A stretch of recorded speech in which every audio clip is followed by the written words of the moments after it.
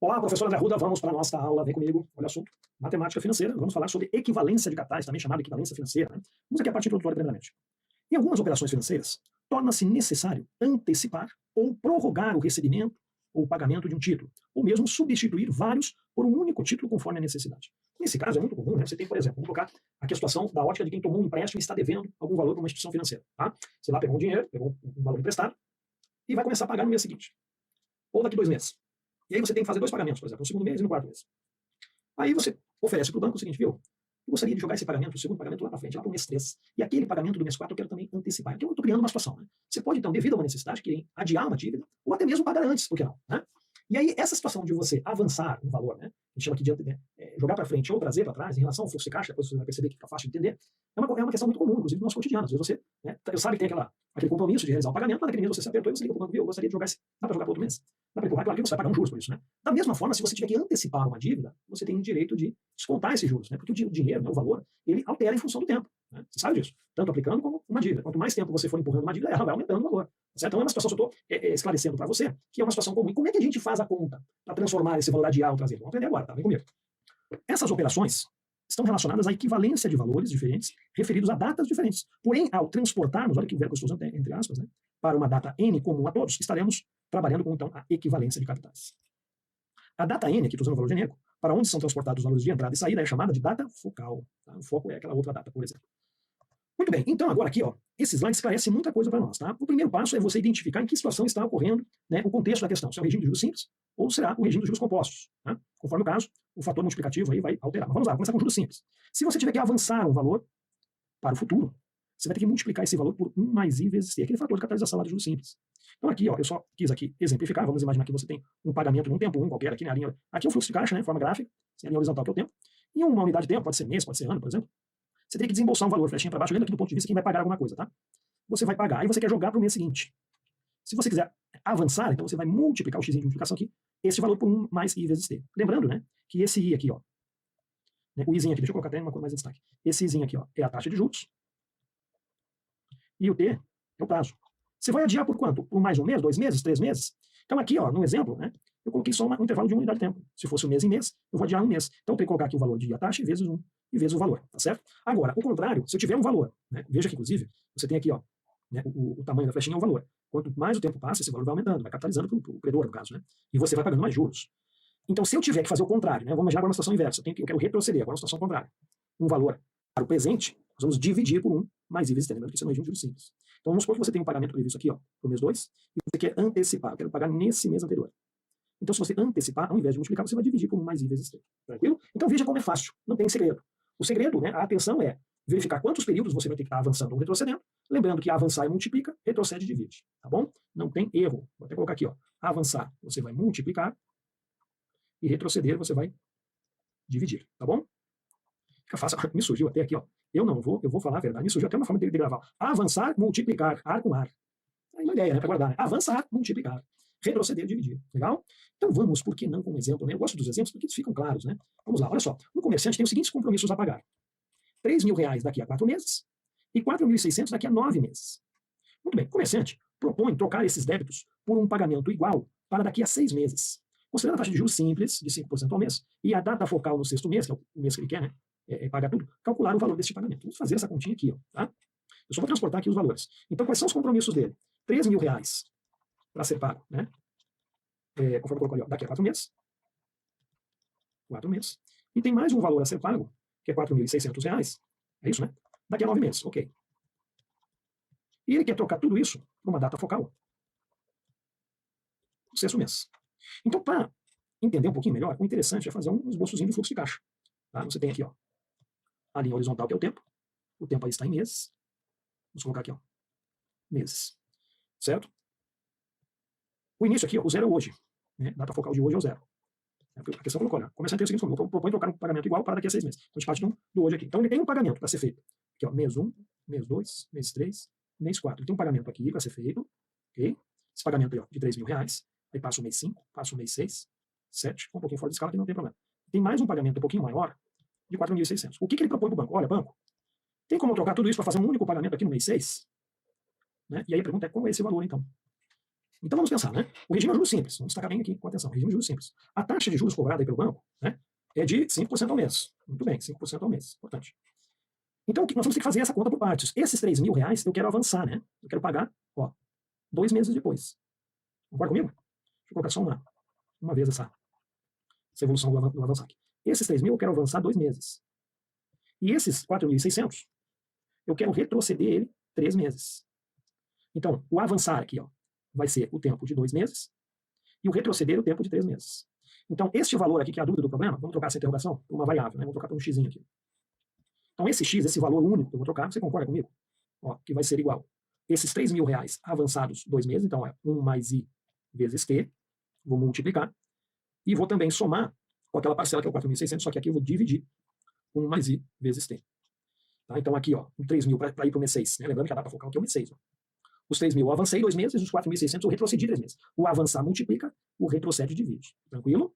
Agora, é só substituir aqui, ó, no lugar do i eu coloco a taxa, no formato decimal, no lugar do tempo, no caso do 3.000, aqui vai ser 2, concorda comigo? Aqui também vai ser a taxa, a mesma taxa, só que agora, cuidado, esse tempo aqui é 3, hein? É simples. E agora, finalizamos a continha, tá certo? Vamos lá, então, vai ficar assim, ó, x igual 3.000 vezes 1 mais a taxa, vezes 2. Deixa eu fazer o seguinte, vamos jogar aqui para o outro lado, senão vai ficar muito próximo aqui, daí você não quero que você confunda, né? Então ali foi o raciocínio inicial, e a continha a gente deixa para cá agora. X igual a 3.000 vezes 1 mais a taxa, vezes o tempo, mais 4.600, 1 mais a taxa, vezes o tempo. Né? O detalhe, então, né? O detalhezinho é que aqui é multiplica vezes 2, e aqui divide vezes 3. Tudo bem? E agora, daqui para frente é matemática básica, não tem mais o que fazer, né? X igual a 3.000, 0,5 vezes 2 dá 0,1, mais 1 dá 1,1. Então é 3.000 vezes 1,1, mais 4.600. 0,05 vezes 3 dá 0,15, com mais 1 dá 1,15. Portanto, aqui, ó, 3.000 vezes 1,1 dá 3.300. 4.600 dividido por 1,15 dá exatamente 4.000. Portanto, o valor daquele único pagamento será de 7.300. Então, esse comerciante vai trocar 2 pagamentos por um único pagamento, o valor de 7.300 no regime de juros simples. Então, não tem segredo, você percebeu. Se eu tiver que avançar, eu multiplico pelo fator de capitalização, e se eu tiver que retroceder, eu divido. Tá? Isso aí, equivalência de capitais. Vamos ver agora como é que vai funcionar no regime de juros compostos. Não vai ser nada de diferente, é o mesmo procedimento. O único detalhe é o fator de capitalização, que nos juros compostos, o tempo é o expoente aqui agora. Olha só com atenção aqui. Ó. É 1 mais it elevado a t, e não vezes o t dentro aqui, né? Que é o que ocorre nos juros compostos. Então, da mesma forma, para avançar um valor, nós multiplicamos por agora 1 mais i elevado a t, para retroceder um valor para o presente, nós vamos dividir por 1 mais i elevado a t. Mesma situação aqui no nosso gráficozinho, tá? Tem aqui o fluxo de caixa num determinado tempo, pode ser mês, se você quiser. Eu quero jogar do mês 1 para o mês 2. Uma unidade de tempo, multiplica por 1 mais i elevado a t. Se tiver que voltar, retroceder, né, pegar um valor lá no futuro, trazer para o presente, eu vou dividir por 1 mais i elevado a t. Certo? Mesmo procedimento, já vamos para um exemplo, e aí fica claro. Vamos lá, uma dívida é composta de 2 parcelas de R$ 2.000 cada, com vencimento daqui a 1 e 4 meses. Desejando-se substituir essas parcelas por um único pagamento, por um pagamento único daqui a 3 meses, se a taxa de juros é de 2% ao mês, o valor desse pagamento único é quanto?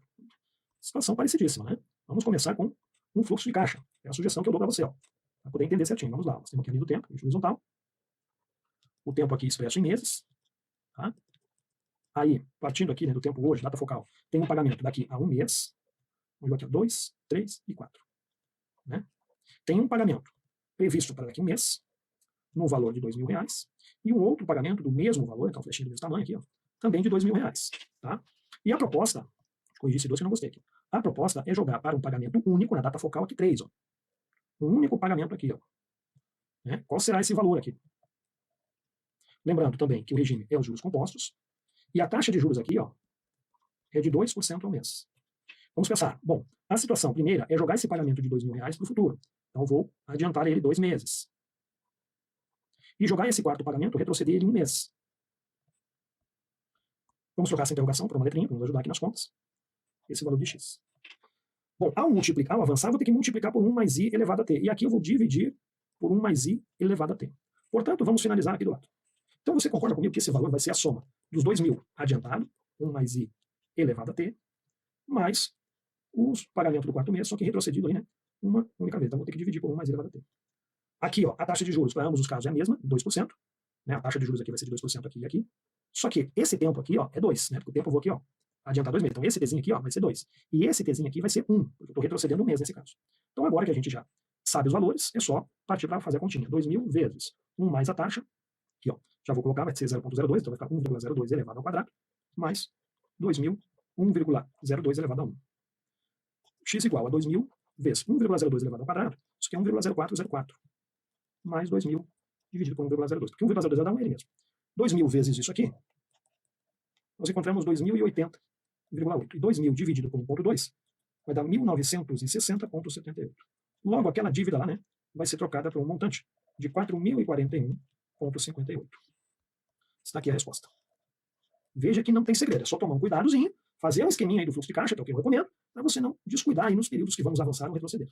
Tranquilidade? Então, este valor único aqui, ó, essa dívida que era de 2.000 com mais 2.000 aqui, né, passou a ser, nessa data focal 3, de R$ 4.041,58 no regime dos juros compostos nesta taxa.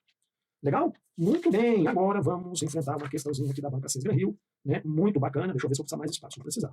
Vamos lá, uma excelente questão que a gente pode resolver ela de várias formas, uma delas vamos usar esse conceito aí, do transporte do valor, né. Vamos ler com atenção. Um equipamento, no valor de 3.680.000, né, será financiado em 4 parcelas a taxa de juros de 10% ao ano no regime dos juros, ó, compostos. Opa.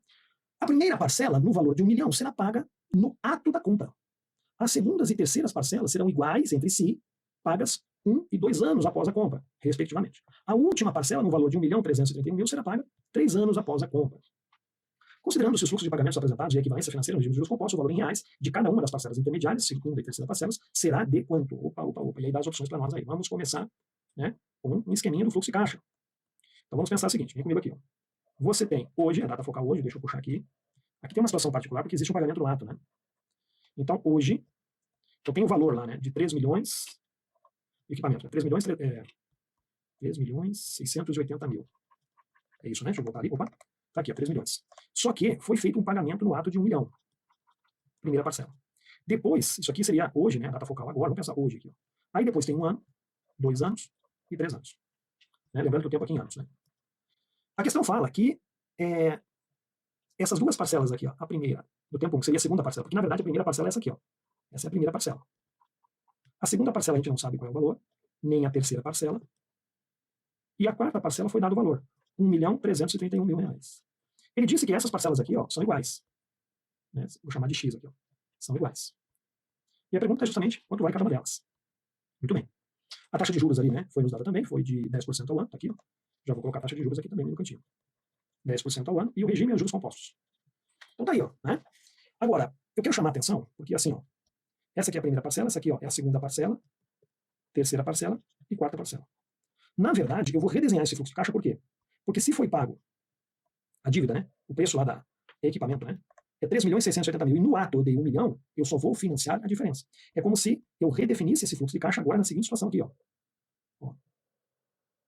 Já vai entender o que eu vou fazer aqui. Mas deixa eu melhorar um pouquinho essa linha. Eu vou descontar aquele 1 milhão que foi pago no início, porque se eu paguei, eu não estou financiando, estou financiando a diferença. Você concorda? Eu vou financiar a diferença, que é 2.680.000. Eu gosto de fazer assim, ó. E aí eu vou efetuar essa segunda parcela, continua sendo segunda parcela, né? Terceira e quarta parcela. Eu vou até tirar esse 1 aqui. Esse valor também vai ter que ser pago, igual a esse. E a terceira parcela é de 1.331.000. Veja que eu coloquei um pouquinho maior, porque olhando as alternativas, já vi que todas são menores que 1 milhão, né? Então, veja, eu tenho essa situação aqui agora. Tempo também, mesma coisa que em anos. Só que esse valor já é deduzido do valor da primeira parcela paga. Tá? Deixa completinho para não ter dúvida. Né? Então aqui, ó, segunda parcela, terceira parcela e quarta parcela. Como é que a gente faz isso, tipo, usando o conceito aí de equivalências de capitais, né? A gente pode pensar assim, ó, esse valor aqui do início, ele vai, essa dívida, né, que vai ser paga, se eu transportar, né, esse valor aqui, ó, puxar para o presente, puxar esse aqui também, e puxar esse aqui, você concorda comigo que a soma desses três valores tem que dar 2.680? Né? Se eu trouxer todos o segundo pagamento, o terceiro e o quarto pagamento para o presente, para o hoje, eles somados, né, tem que dar 2.680. Só que esse processo de retroceder, para cada um dos pagamentos tem uma consequência. Né? Eu vou ter que dividir o fator lá, no caso, já que a gente está nos juros compostos, né, o fator de capitalização, aqui, ó, é 1 mais I elevado a T. É esse camarada, só que eu vou ter que dividir cada uma. Então vamos lá agora. Vamos partir para a continha. Então os 2.680.000 serão igual essa parcela aqui, X, dividida por 1 mais I uma única vez, né, um único período, mais essa outra aqui, ó, só que essa aqui eu vou ter que dividir elevado a 2, porque eu estou retrocedendo 2 anos, e a última prestação, que ele deu o valor, 1.331.000, 1 mais I elevado a 3, tá? Porque eu estou retrocedendo 3 anos. Isso aí a continha para ser feita. Daqui para frente é matemática básica, lembrando que a taxa é 10%. Então no lugar do I eu coloco 10% aqui, tá? Vamos lá então, 2.680.000. Aqui eu vou dar uma dica, em soma de frações, coloca o fator de maior expoente, que é o 3. Divide pelo denominador e multiplica pelo numerador. 1 mais I elevado a 3, dividido por 1 mais I elevado a 1, vai dar 1 mais I elevado ao quadrado. Então aqui, ó, vai ficar X vezes 1 mais I elevado ao quadrado. Aqui, ó, ao cubo dividido pelo quadrado vai dar 1, então vai ficar vamos devagarinho, vai ficar x vezes 1 mais i elevado a 1. E 1 mais i elevado ao cubo dividido por 1 mais i elevado ao cubo vai dar 1 vezes 1.331.000, vai dar só 1.331.000. Tá? Passa esse valor aqui ó, para o primeiro membro, multiplicando, então eu vou ficar com 2.680.000 vezes 1 mais i elevado ao cubo, igual. Aqui, ó, tá? Já vamos substituir esse i aqui ó, por 10%. Onde tem i aqui, ó, já vou colocar 10%, que é 0,1.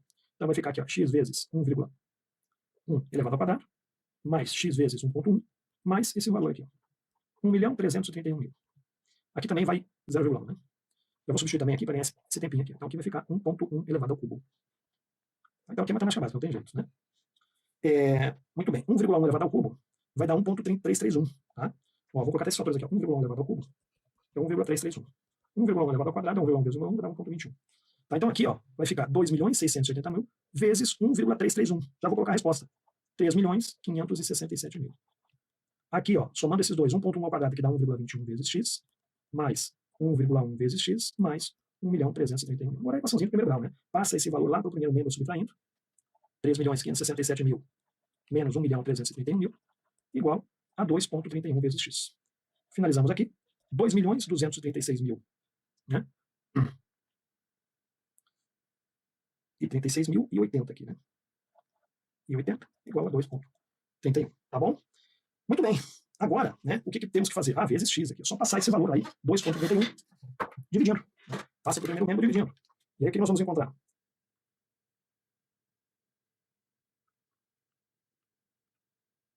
Estava buscando o erro aqui, achei o erro aqui, é 0,80. Para fazer a conta dar certo, né? Aqui, ó, encontrei o erro, estava vendo onde é que está o 80, né? 2.680.000 vezes 1,1 ao cubo, que é 1,361, vai dar 3.567.080, tá? Que é 0,80, complementei aqui agora. Para fazer jus essa diferença aqui, tá bom? Agora sim ficou correto, senão vai dar diferença no final, apesar que vamos arredondar, mas tudo bem. Agora então, por fim, ó, passa esse valor aqui, tá multiplicando por primeiro membro dividido. Vamos fazer essa continha aqui, ó. Então vai ficar 2.236.080 dividido ó, por 2,31, igual a x. E agora sim, né? O valor vai dar 968.000 reais. Okay? A questão colocou lá no enunciado aproximadamente. Então vamos buscar o valor que mais se aproxima, está lá, ó, na letra C. Então, cada um desses valores aqui, ó, será, já que são iguais, né? De aproximadamente aí, né, 968.000 reais. Tá certo? Uma excelente questão aí da Banca Cesar Rio, onde usamos aí os conceitos aí de equivalência, né? Trouxemos os valores do futuro para o presente, e a consequência nos juros compostos é dividir isso no retrocesso por 1 mais i elevado a t. Aí temos que analisar, né? Uma parcela aqui, ó, retrocedeu 1 mês, a segunda parcela, a terceira parcela vai retroceder 2 anos, perdão, anos, né? E a quarta parcela acaba retrocedendo 3 anos. Certo? Uma excelente questão para você usar aí como exemplo para resolver futuras questões. Certo? Com isso, então, a gente finaliza essa aula de equivalência de capitais. Você percebeu que não tem trabalho, né? Ou multiplica para avançar, ou divide para retroceder, e é essencial que você faça o fluxo de caixa, para você não se perder nas contas ali da quantidade de tempo que tem que avançar ou retroceder. Tá certo? Espero que você tenha gostado dessa aula. Nos encontramos nas próximas aulas. Bons